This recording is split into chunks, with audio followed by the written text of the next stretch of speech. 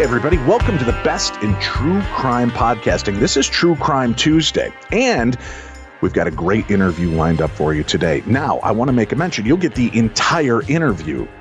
The only segment of today's show you won't hear is our Dumb Crimes, Stupid Criminals. Why? Because that's under Stitcher Premium. We want to make sure that everybody gets a chance to hear these remarkable interviews of these incredible true crime stories.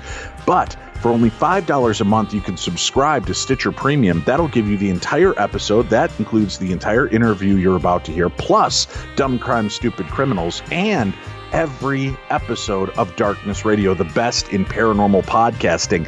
All 1,000+ episodes commercial free. And if that's still not enough reason for you to want to subscribe, you don't just get True Crime Tuesday and Darkness Radio, which, let's face it, for $5 a month, that's pretty valuable. You get every other show underneath the Stitcher umbrella. That means hundreds of thousands of hours of your favorite type of podcast programming commercial free. Nobody got time for commercials.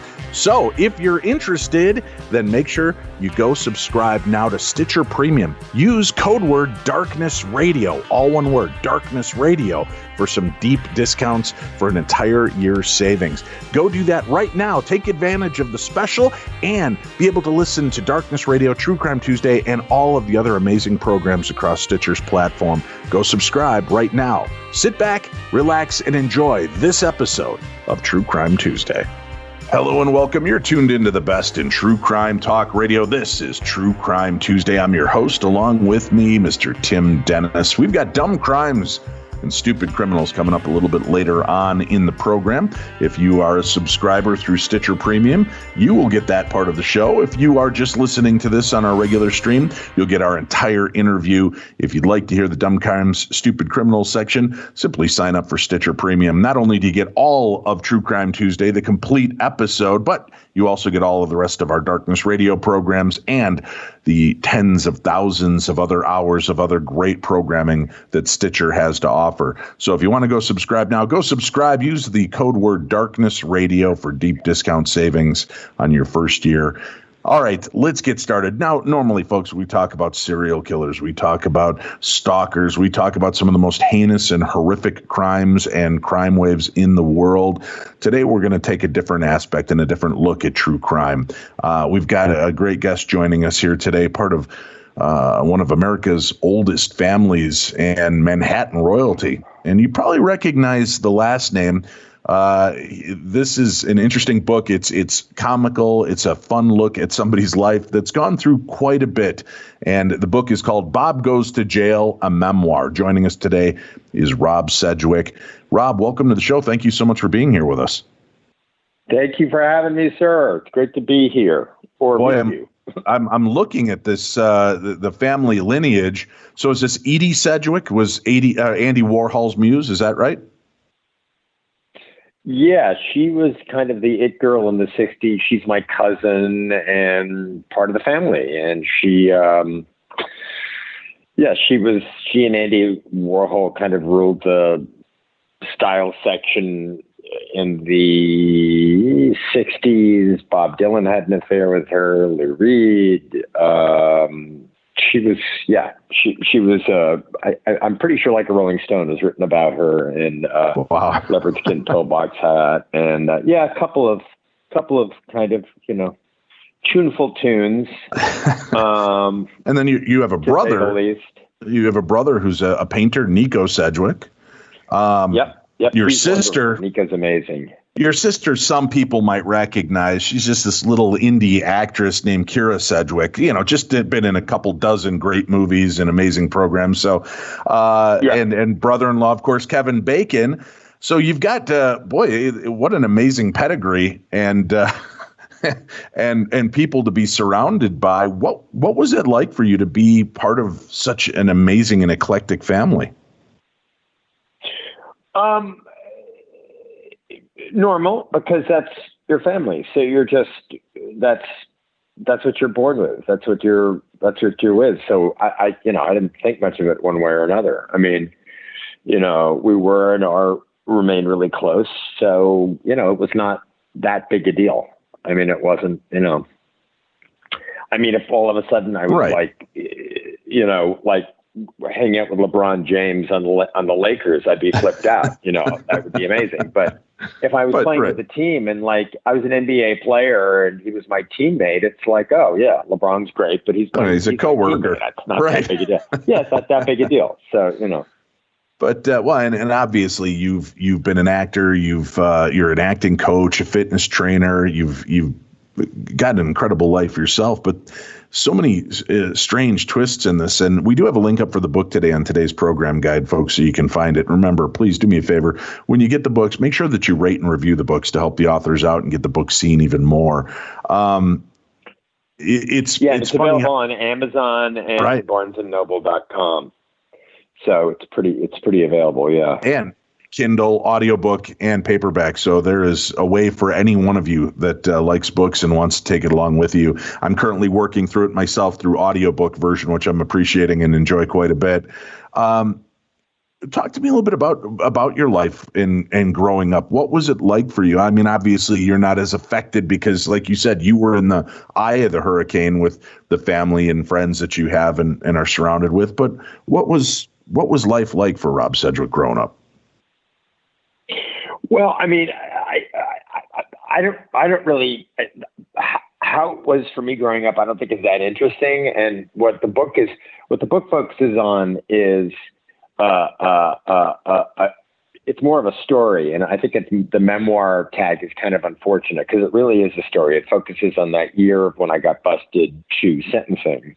And it's sort of from the point of view of someone who's, complete fish out of water. It's not like the rugged, gritty law and order person who's like, yeah, I've been through this a million times. It's like if all of a sudden you were a drug dealer and you were caught, you'd be like, oh my God, I've never done this before. And I have real guns at me.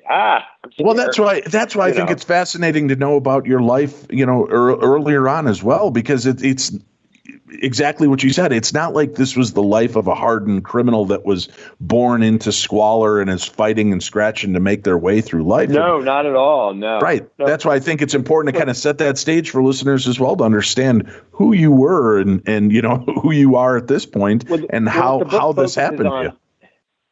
Yeah, I mean, yeah, exactly. I mean, yeah, from that point of view, it makes sense. It's sort of like, because the book examines like how someone like me ended up like that. And it was essentially like from a severe lack of guidance.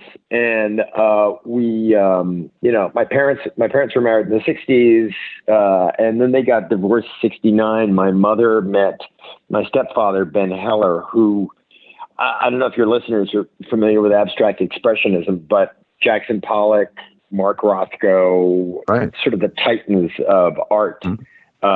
Barnett Newman, Clifford Still. He had the greatest abstract expressionist art collection in the world that in today's monies would be several $billion. And so we came into that from when my mom met my stepfather, 70, I think it was, or 69. But we had been raised already. We had been raised with my mom and my father, and it was kind of, middle. I mean, there was nothing exciting about it. We never wanted for anything, but it was more normal upbringing. And then all of a sudden my mother is aligning herself with this guy and it's a museum, so we were it's really startling. And if you ever seen that kind of money before, it's shocking. It's really shocking. And you have nothing to contextualize it. But we got left alone an awful lot, which was mm-hmm. fine. And that was kind of New York at that time. I mean, we'd go out, play on the streets, meet kids on the streets, bringing them upstairs. But they would, as we got older, they tended to go away, leave us alone. And kids untended, kind of with that kind of access, you can get yourself in a lot of trouble, which is what we did. And, right. And it really whoa, because you don't have any guidance, you don't have any discipline. So, then my stepfather, when he sold Blue Poles in 74, which is a Jackson Pollock masterpiece that the Australian government owns now, he sold it to the Australian government in 74 for $2.1 million in 74. That was unheard of sum for a modern painting. And it certainly was, it was like Rembrandt prices. And then we moved to, and that was front page of the New York Times. This is an enormous painting. It's the size of a small swimming pool, which was like lowered out of the 10th floor, onto the street. And when I came home that day from school, the painting was gone. And then we moved to this 5-floor townhouse on the east side, which is double the size of any normal townhouse. And you could not see and I was about, I guess, 13 or 14 at this time. And you could go a long time without seeing the parents, and you could get into a lot of trouble. And they hired this sort of bunch of people who worked for us who were just, really out there. Like, they got conned out of a lot of money. They ripped off my mother. They had no idea what was going on. They were so disengaged. And then they ended up, I don't know if you got this far in the book, a guy called Linus, who we would end up getting high with, and cocaine, and we had the best cocaine in the city because his brother had been the dealer. How old were you when that started to come into your life? 16-ish. And the guy Linus, his brother, he did 2 years state for cocaine distribution. So we were doing all this stuff and drinking first thing in the morning and to get through school. And all the while, the parents, frankly, kind of ignorant about what was going on. I mean, just sort of saw us doing another path. Now, that happened to be also a lot of what was going on in the 70s. I mean, kids were sort of latchkey kids. They were just left to their own devices. And parents of that generation were just sort of figuring it out. But we were that on steroids. And so, yeah. I was going to say, I grew up in the 70s as well. And, I was kind of a latchkey kid, but without all of that, surrounding us. But yeah. That's what I said. It's an interesting aspect to hear how this happens. Now, do you think that they knew that this was going on? But it just, I think they had some idea, but not much. I certainly don't think they knew about the pot, because you can't hide that. They certainly didn't know about the cocaine. I think they had a notion about the booze and how much, but there were also lots of psychedelics and mushrooms and, all sorts of other interesting drugs, which perhaps you may be vaguely aware of. I don't know. But I've heard all of them. I can't say that I've. Yeah, but I'm sure you've never indulged in any of them. But no, I mean, you've seen other people going down the wicked path of dissolution, right. And but it was. But also it's like, and it was money and stuff like that. But if you take all that away, it was probably the same thing that you and maybe some of your listeners went through.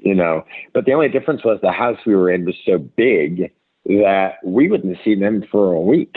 And then they would go away to, my stepfather had a country place in East Hampton, which is like the fanciest place in the world now. It was pretty fancy then, but now it's sort of ridiculous. But they would go for the weekend, leave us alone, and we would have parties. We would have all these sort of miscreants over, and the guy Linus he was kind of the oldest person there, 10 years older than us, so like 28, late 20s, early 30s. But he was big drinker, as shown in the book, serious pedophile, and ended up raping one of my friends. I didn't find out till 20 years after the fact because he was so ashamed. And that's all in the book. And, he would bring, and his brother would come over, who had been, as I said before, the coke dealer of New York City and 2 years state for distribution. He would come over with friends of his from prison who just got out with all sorts of interesting weapons. And so this is what we were around. And now, I don't know if you're a parent. Can you explain that to me, though? I mean, you're around these people. Obviously, is it kind of a thrill to be in the presence of somebody like this? Is it, again, is it disinfected because you've just like, this is just the people I know. These are the people in my neighborhood kind of feel. Because this is a totally different lifestyle. When Linus brought his brother over, and his brother was bringing guys with guns, that was kind of out of the ordinary. That was kind of like, wow, hey, that's serious stuff. It was just such I go around New York now, and it's so boring. At least then it was interesting. I mean, it was insane. Right. I mean, really insane, but it certainly wasn't boring. And so I guess when I look back on it, it was like, but you're taking life as it comes. So that at that time, that's what life was. If I look back on it now, yeah, it was crazy. Would I let my kid grow up like that? Not on your life. No way. I don't care. I mean, I'm going to leave my kid alone when he's 12, 13, 14, 15, 16. No, that's just not going to happen. But, we were left alone and with charge accounts to these fancy places. So we would order up these steaks and food and, I mean, it was just crazy. Absolutely crazy. Kind of like and out of touch with reality, kind of this. Oh, completely out of touch. Yeah. Completely out of touch. And, and as I said before, we would end up drinking, my brother and I especially, we would end up drinking before school. We got up at 5:36 just to deal with school. And we'd have a party before school. So we'd show up at school 8:30, whatever it was, lit up. I mean, it was like, and also the guy were the teachers aware of that? I mean, did they see your sense of problem? Well, some of them, I think a lot of them knew. But again, this was the era. It was like they let you get away with it. It wasn't like today where I don't know what the hell would happen. But back then, it was just, And the school I ended up at was not the greatest. I did the 3 different high schools in 5-year plan because it was just so discombobulating. I was just so discombobulated. And the last one I ended up at, they kind of turned a blind eye. I was at tennis practice, and I had done shots of 151 Bacardi with a friend of mine before tennis practice. And I ended up at tennis practice smashed. I mean, completely smashed. It was either the most remarkable shot I hit in my life, or it went over the fence. More often than not, it went over the fence. One of the guys told the tennis coach gets me the next day, and he's also like the Latin teacher, and he's like, Sedgwick, I heard you were drunk at practice yesterday. And I said, yes, sir, I was. And he said, if you ever do that again, you take me with you before practice. I mean, it was just like that. That was so it was an enabling environment. Yeah. Yeah, and there was one guy I remember who was a doctor, and he would come over, and he was in the lower school, and he was a really interesting intellectual guy. He would come over and bring mushrooms for us, and we'd all trip in the house and stuff like that. And here's this decidedly older gentleman hanging out with us who was, he must have been in his 50s, and we were like 15, 16, and we were all doing mushrooms with him. He was never untoward. I mean, he never did anything sexually inappropriate with us, but it was a little out there, us all getting high with him and stuff like that. So, yeah, it was a different time. I mean, if you were a teacher who did that today, you not only be fired, you'd probably be put in jail. I mean, right. So it was a different time. It was a really different time. Did that make growing up, I'm trying to find the right word for it, harder? Because once you're out from underneath that umbrella of this wealthy family and everything, you're left to your own devices, is it a brutal kind of adjustment to have to make, or did you never really get to that point? I was so drunk the whole time. I don't know what happened. I mean, I was, and the thing is, I think, yes, there's money and the glitz and the pipes and whistles and stuff like that. But if you take all that away, any child who's brought up with no skill set, with no tools, with no guidance, they're all going to end up like that. Unless you are lucky and you find a discipline early on, like a sport, an art, science, something that really grabs you and that you're really dedicated to and you're really pursuing, because that discipline will bleed into other aspects of your life. But we weren't given any of that. We kind of were vaguely with art, and my brother is an amazing artist, and he started that early. But we were all getting, so we were all getting high like crazy anyway. So yeah, I think that's the problem. So when put out to life, I didn't have, when I got to college, I started acting a lot, and then I took that really seriously. I was really disciplined about that. And So that started teaching me what, to be organized, to have your shit together, to work hard, and see results. And that was great. Can I ask you something? Yes, obviously, you're a father. Were you open with your children about this aspect of your life? Or did you? Okay. What was that like? I have an 8-year-old. He really doesn't know yet. And I have a 31-year-old who, if you read the book, I was dating her mother back then, and I was doing a movie. I came back from the movie, and she said she was pregnant and she wanted the baby, and we had made no plans about it or anything like that. And I said, I'm out of here. I'm not ready to be a father.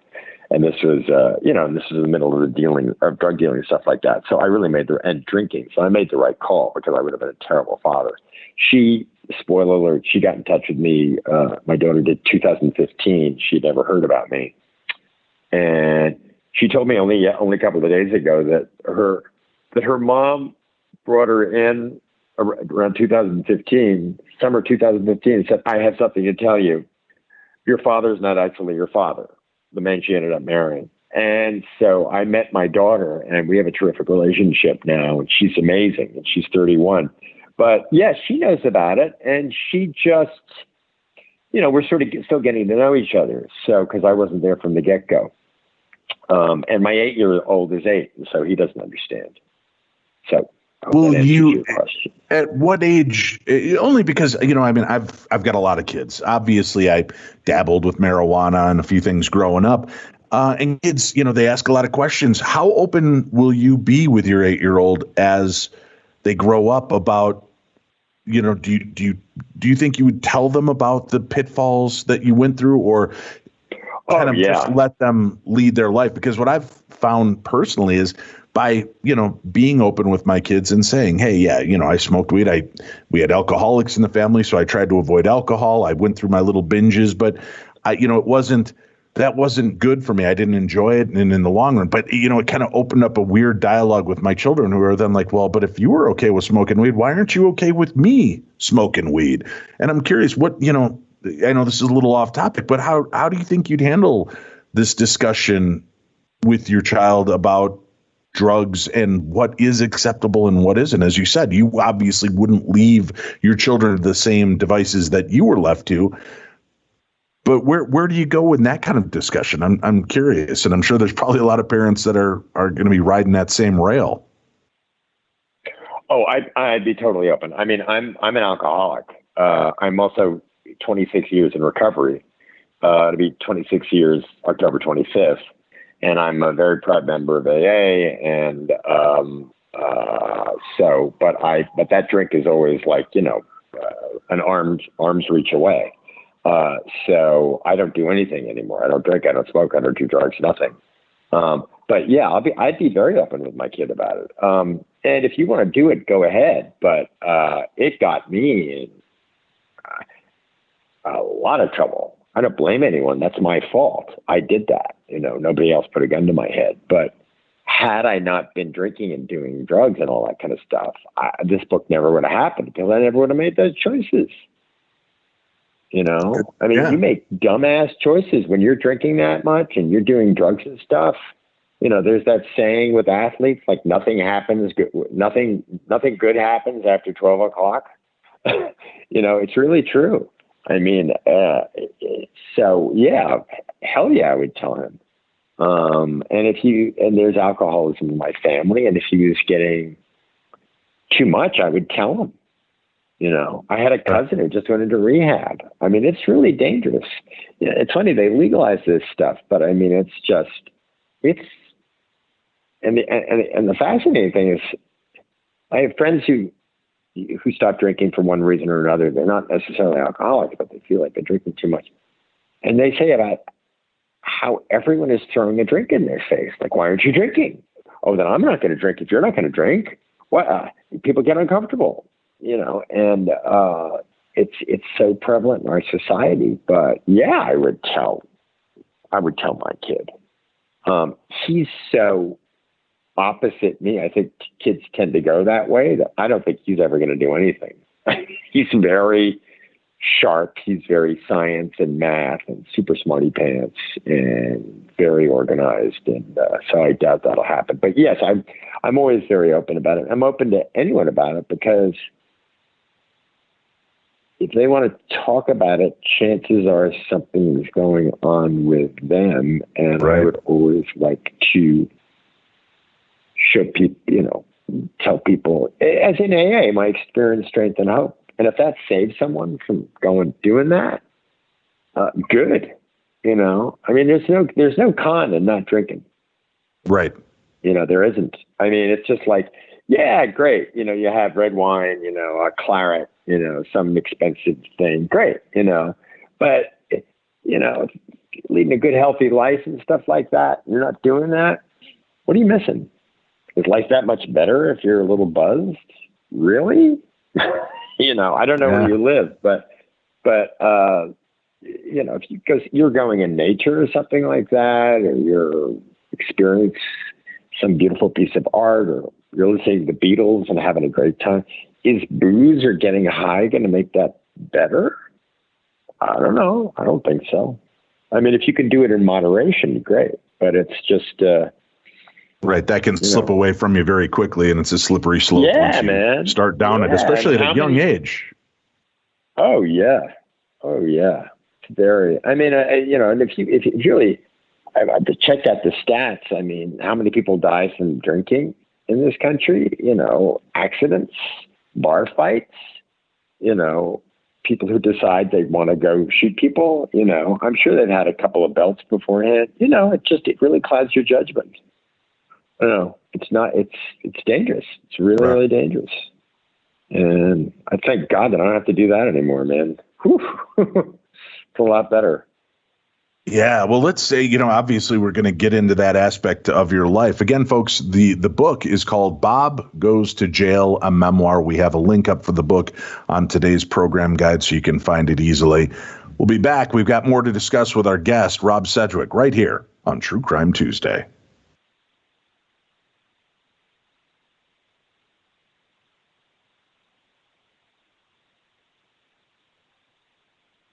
This is True Crime Tuesday. Our guest today, Rob Sedgwick. Bob Goes to Jail, a Memoir. That's the name of the book. You can find the link for that on today's program guide, so make sure you check it out or go over to darknessradio.com. Click on the store tab. You'll find our Amazon store there with all of the books that you hear covered on our true crime and paranormal programming.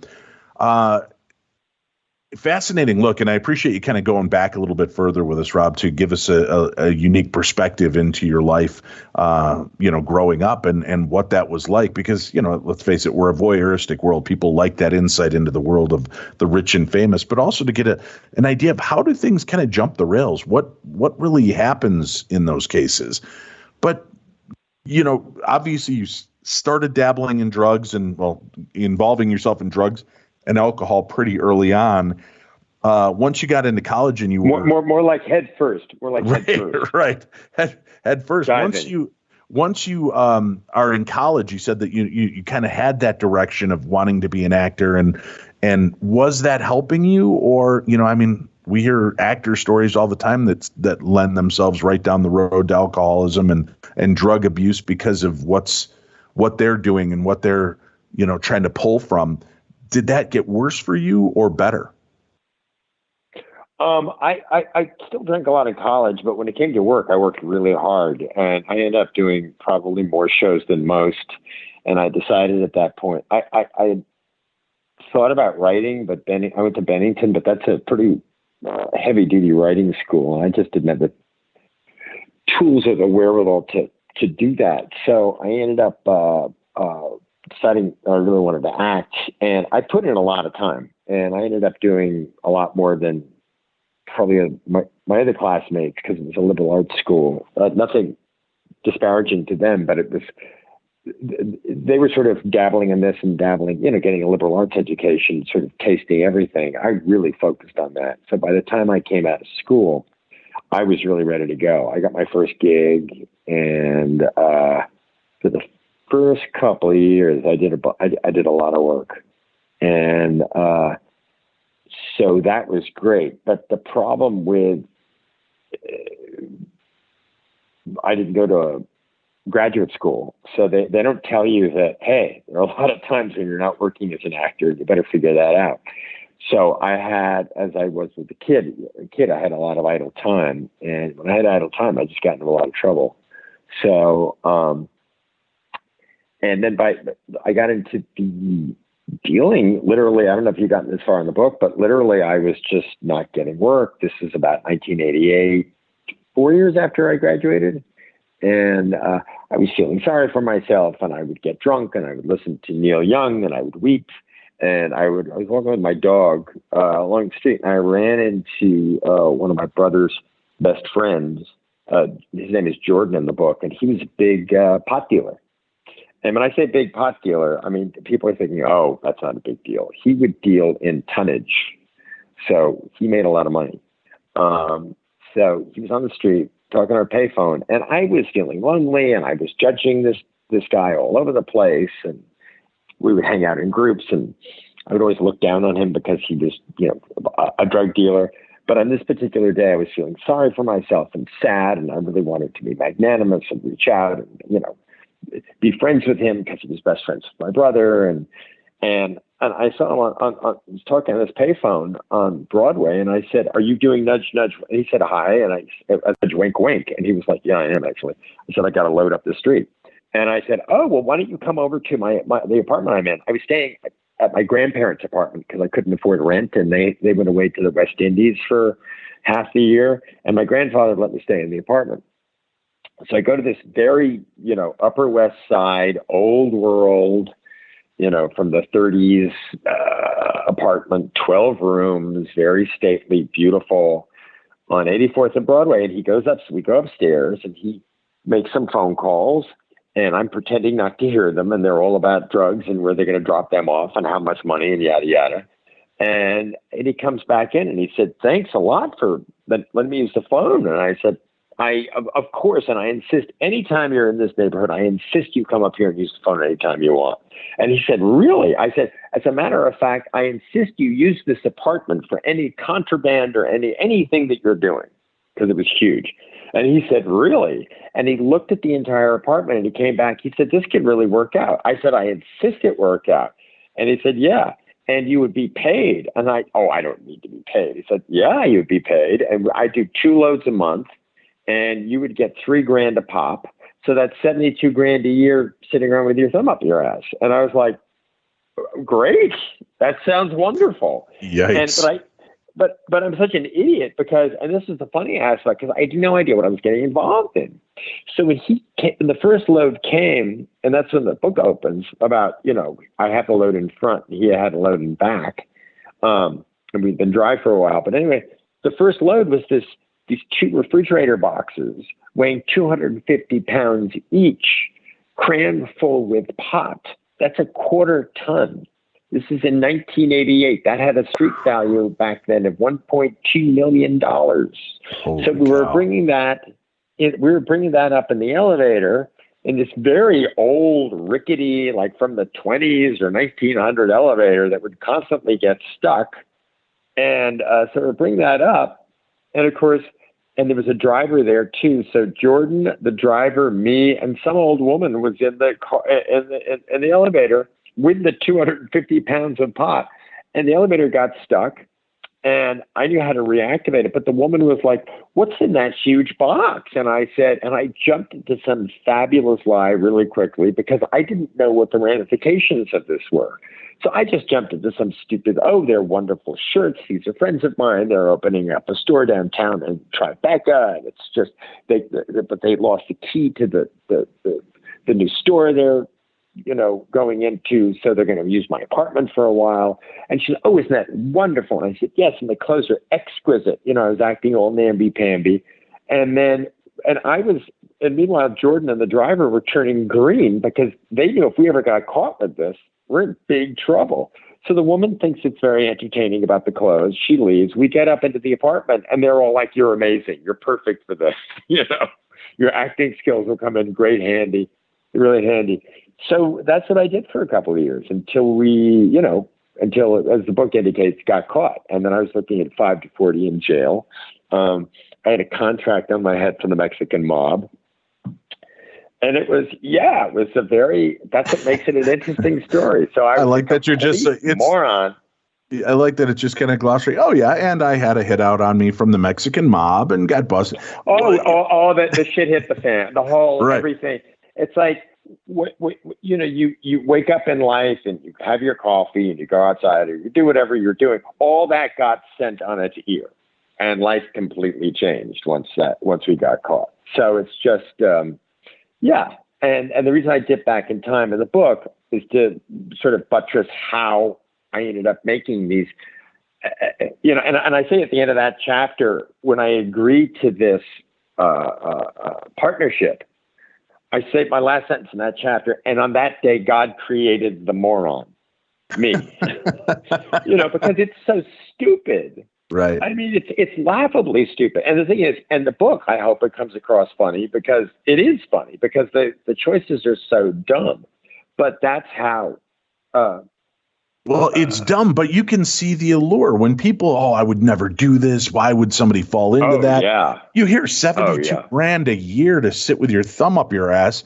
Tim and I sit with our thumb up our ass, and we barely make minimum wage. So I can understand why that would be. And this was in 1988, when that was a lot of money. Well, yeah. Well, it's still a lot of money in 2021, right? But yeah, if you got that back then, that had to be, probably closer to, $250,000 in income, probably, or higher, depending on where you are. But that's remarkable. Yeah. So I can understand that allure, and especially when you're getting sunshine pumped up your ass. Man, you're so good at this, Rob. You're a natural. You're an actor. You could pull this. Oh yeah, that's right. That's exactly what you. Great. Oh, I thought, and I started buying gangster gear like marshmallow sneakers and sweatpants, and baseball. A Harley Davidson cap that I wore jauntily askew. It was just like, it was ridiculous. And then all this pot would come in, and all these dealers would come in. And, you think like, wow, I'm part of something, I'm a worker among workers, I'm contributing to something larger than myself. It's the stupidest fucking thing. And then at one point I had this shitty mattress in one of the bedrooms, and this is my grandparents' apartment, you have to understand. And I opened the door, and there was this hill of cash, all 20s. And I'm looking at this going, oh my God. And I said to Jordan later, that must have been $1 million on my bed. And he said, it was $1.2 million. And then all I thought was like, fuck acting. What do I need to act for? This is a hell of a lot more fun. It's much more lucrative. I'm having a great time. And then I was dating this incredibly hot girl who was every guy's dream in the gym. And we were getting along great, and it was just wonderful. I mean, so life was a parade. It was a bowl of cherries, And then I went to, and again, I don't know how far you went in the book, but the guy Linus, the guy who was the crazy guy who worked for us, I went to his brother's place. The guy who did 2-year stay for cocaine distribution. He had at this point changed his life around. He became a lawyer in Nyack. And I went to visit him to talk to him about this. And this is a guy who did 2 years state, hard time for what he did. And I told him everything, and he was all excited. His eyes were getting misty, remembrances of deals past, and isn't this exciting? And he was really getting into it. And I said, so what do you think? And then he became a sober lawyer. And he said, stop right now. And I said, but you were smiling so much, and you thought it was so wonderful. And he said, yeah, it sounds great. But if you get caught, it's going to go down really bad. They're in the midst of trying to change the drug laws now. So it's not just a wrist slap and a fine anymore. They're looking for a 5-year mandatory minimum sentence. Hasn't been passed yet, but that's what they're getting in the works. So you could get in big trouble, and jail is not a walk in the park. But I was so upset with him, but I thought, but I'm having so much fun. And he said, look, you wanted my opinion. That's my opinion. And I was so upset. And I remember leaving there with my dog, who's a huge character in the book. And I thought, oh God, to give up this. And I feel like an international spy, and I feel like James Bond, and I have so much money. And then I thought, fuck this. If I go down, I'm going to go down swinging. I'm not giving this up. and, continued on this very enlightened, asinine path for a while. Did you just feel like you were untouchable? I mean, obviously you were trying to live that lifestyle, but were there sleepless nights? Were there gut turning moments of, fuck, this could come crumbling down any minute? Well, what Jordan kept saying was, it's only pot, not a big deal. But as time went on, real life starts really, I started thinking, what if this breaks bad? And of course, when we got popped, and again, I don't know how far you got in the book, but I knew something was up the last load, because the boxes had been open, the pods were exposed. The boxes were sealed airtight in these pods and stuff, so you couldn't smell anything. But the last load, the truck was weird. The refrigerator boxes were open, the pods were exposed, and I thought something is really bad. And it felt just like that felt gut-wrenchingly wrong. And we had been dry for a long time, and Jordan kept on going, cash, finally it's in here. And had I not been as good friends with him as I was, I probably wouldn't have touched the box, but I did. And I was told by lawyers and drug enforcement agency later, and they said, had you walked away, nothing would have happened. But because you touched it, that's it. You're done. And we took that box and we took it on the hand truck upstairs, and that's when we were popped. And that's when the DEA came in, and then that's when all the laughter died in sorrow. Right. What was that like? I mean, when the DEA comes in, is it like you see in TV and movies? Is there just this swarm of activity and blue coats, or what happens to you? If you're reading the book, I mean, that's the first chapter. I open up the first chapter being busted. And what happens is, like, actors will have guns on them and be busted, and they're all emotional and like, oh my God, and they're acting all over the place. But what happens in real life, having a firsthand experience, you just go way under, because you can't believe this is happening. And I say in the book, everything slows down. And it's like Larry Bird, how the game just slowed down for him, and like Joe Montana, everything just slowed down, and like you're underwater, and you can't really believe this is happening. And because it's so cliche, and there are all these, when the DEA came swarming in, I thought they were friends of Jordan's, and they had all these guns, but they had to be water pistols, because they look like water pistols, because they look too real to be real. And then you realize, I think I don't know these people. So if these are friends of Jordan's, I don't know any of them. And what's going on? And then before you know it, I was turned around, and they were putting my hands behind my back, and I had one of those cylinder machine guns, so the bullets don't go all over the place, right at my brainstem. And then I had a bunch of guns on me, and I saw myself in the mirror of the hallway with this sort of ridiculous expression on my face. And then Jordan was being pistol whipped in the corner. And then they took me down the hall, and there was an enormous sign on the elevator that said no more than 5 people in the elevator at the same time, because the elevator is so old. So all 8 of us got on the elevator, and of course it stalled. And I had handcuffs on me at this point and guns all over me. And I said, I can activate the elevator if you want me to. And they said, don't do anything stupid. And all I thought was like, what am I, Bruce Lee? I'm handcuffed and I got 25 guns on me. I mean, what the fuck are you thinking? So I kick it open. They threatened to shoot my dog. And had they done that, I wouldn't be talking to you now, because I would have been dead.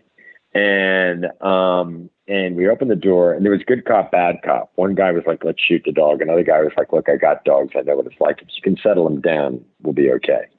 We opened the door, and my dog knew something was up the second he came in. He was excited for 2 seconds, and then he saw, like, wow, this is really bad. So he backed up, and he was just a superior animal. And he just sort of cooled out and relaxed and was really calm, so everybody else would calm down. And things went from scary to just really bad pretty quickly. And they weren't going to shoot him or anything like that. And when I came in, I didn't get Miranda, like you have the right to remain silent, blah, blah, blah. The first words out of their mouth was, "Where's the cash? Where's the cash? Where's the cash? Where's the cash?"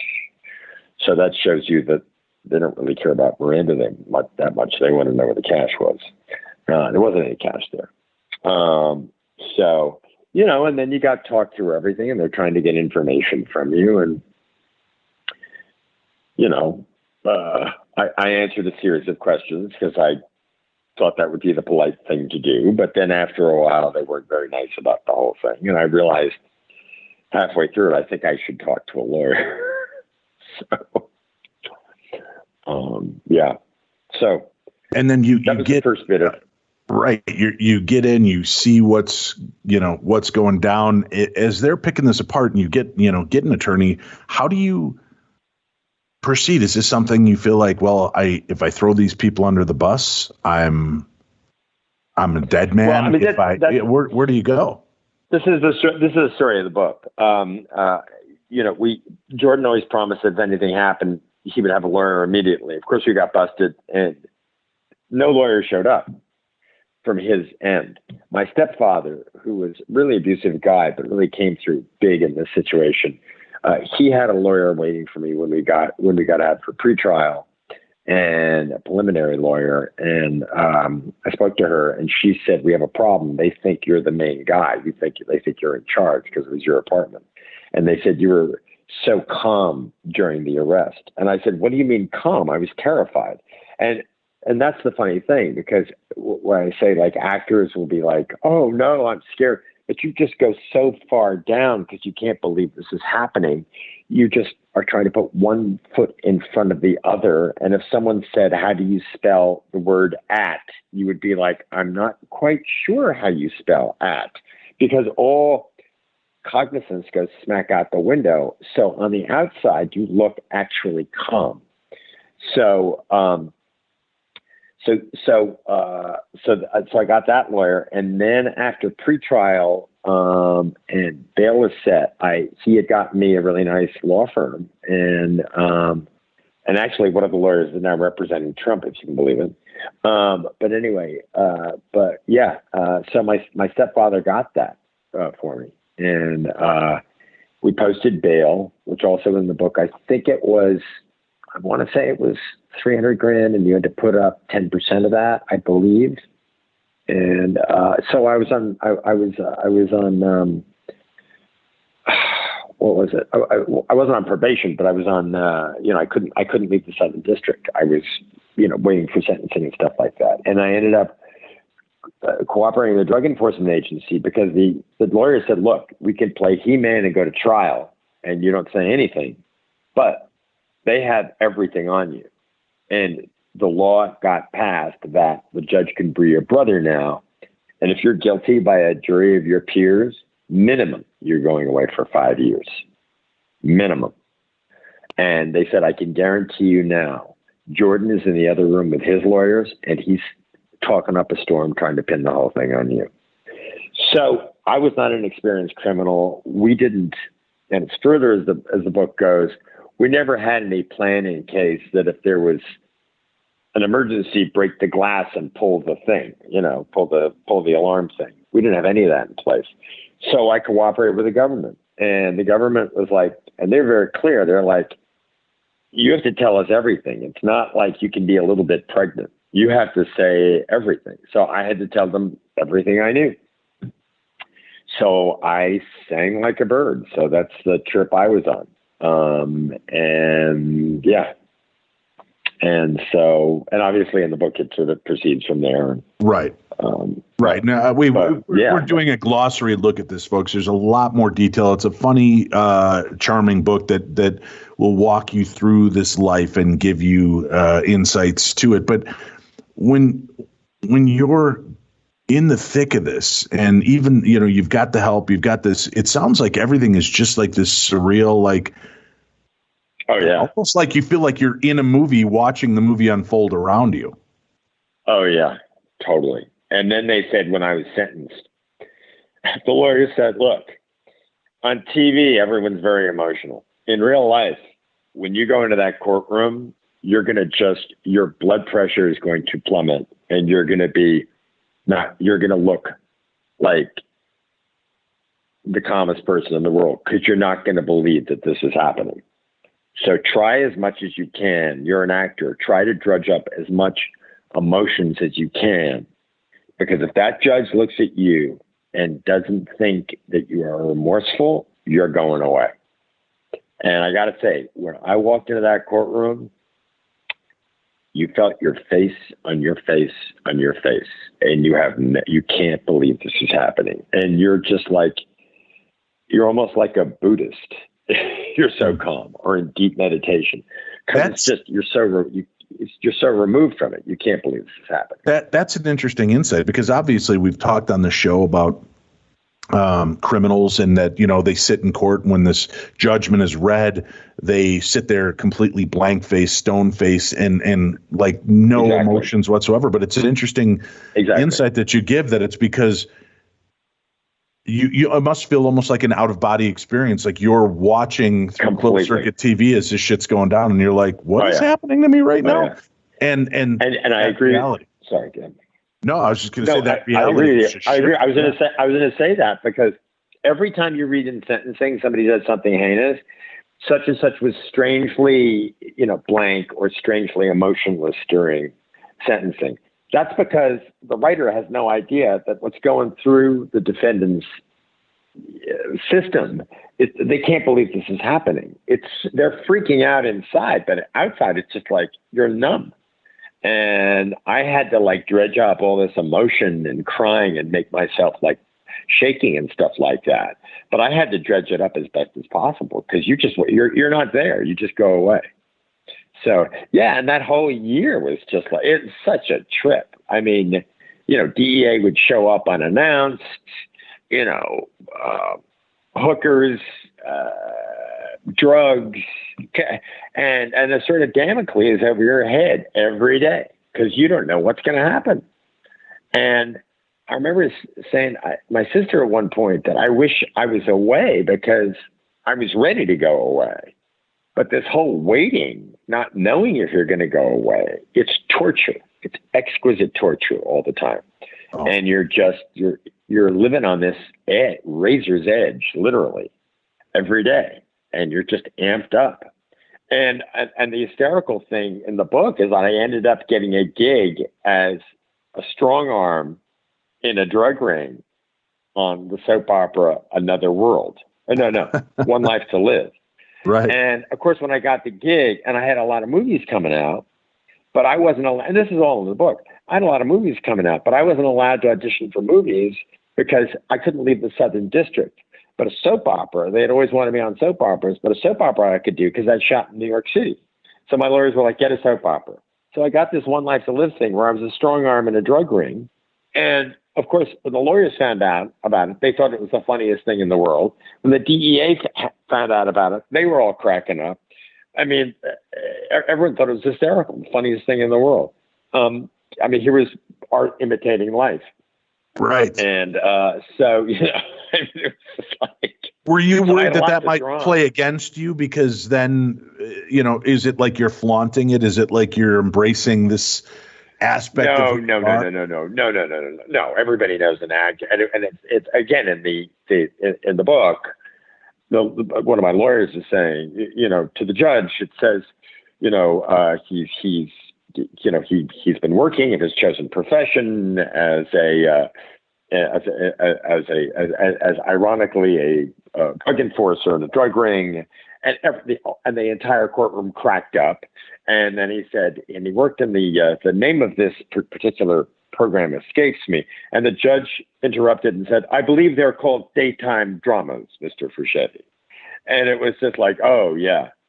So, cause it was a soap opera, but no, everyone's hip that, an actor's an actor and you get what you get. But, yeah, I mean, and the thing is why I wrote the book is that I thought, cause it's such a wacky tale, because right. I'm not a hardened criminal. I'm just an idiot who got into like easy money and stuff. And through, kind of a shitty upbringing, not that I'm feeling sorry for myself, but if you don't, I have kids, if you don't provide guidance and discipline and stuff like that to kids, chances are you're going to get in trouble.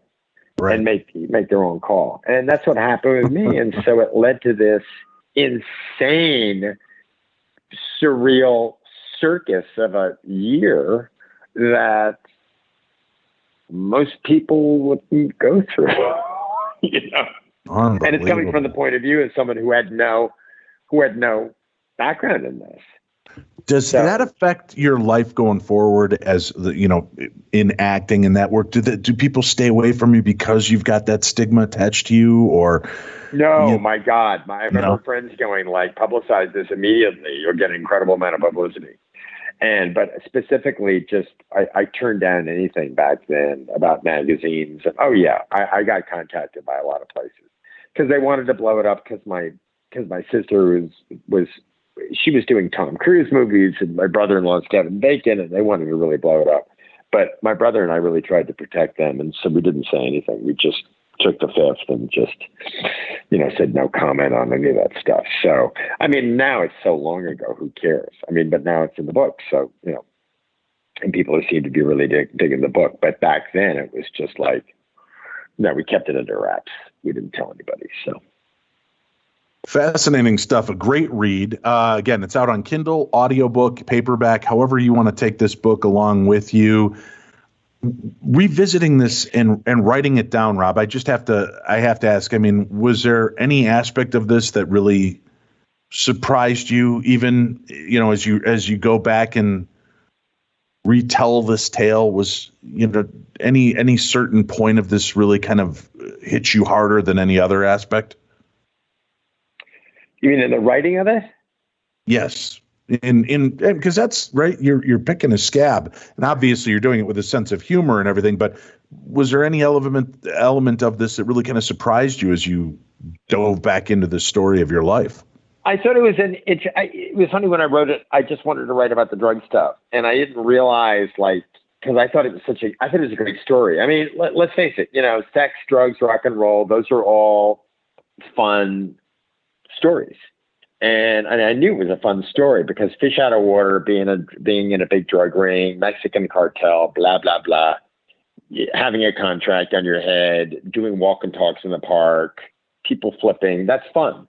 And it's interesting. But during the writing of it, I found myself, because when you read it, it alternates. You'll have the front story, which was the bust, and then you'll have the second chapter is me going to an amusement park with my parents by myself, getting put on this ride that I didn't want to be on. And it was one of those loop-de-loo rides and being terrified. And I was about 3 and unbuckling the safety strap and wanting to climb out and get off it, and because I wouldn't stop it, and wanted to jump out onto the grass, which I ended up doing. And, so it's sort of the chapter in the past will buttress the preceding chapter of how I would make bad decisions, because, getting out of a ride at the amusement park in the middle of it is probably not a good idea. But maybe my parents should have put me on such a ride, and so I found myself going into the past. And so it did become this sort of excavation of, because you want to get to the why of it. Why did you make these choices? You want to dig deeper. And I think when you start writing something, you start looking, you might start with an idea, but then you start really burrowing in there, why? What activated this decision? Why did you make these choices? What's really going on here? What's going on underneath? What's really going on? And I think that what's relatable is we've all been lost. We've all made bad decisions in our lives. We've all had to deal with the consequences of really bad decisions. And how do you make restitution for that? How do you take responsibility for that? Do you take responsibility for it? And what position does that put you in society, with your family? How do you feel about yourself? How do you feel about yourself when you look at into the mirror at the end of the day? How do you deal with that? And how do you face life and these things and yourself. And how can you say to children or people who look up to you what the right thing to do is?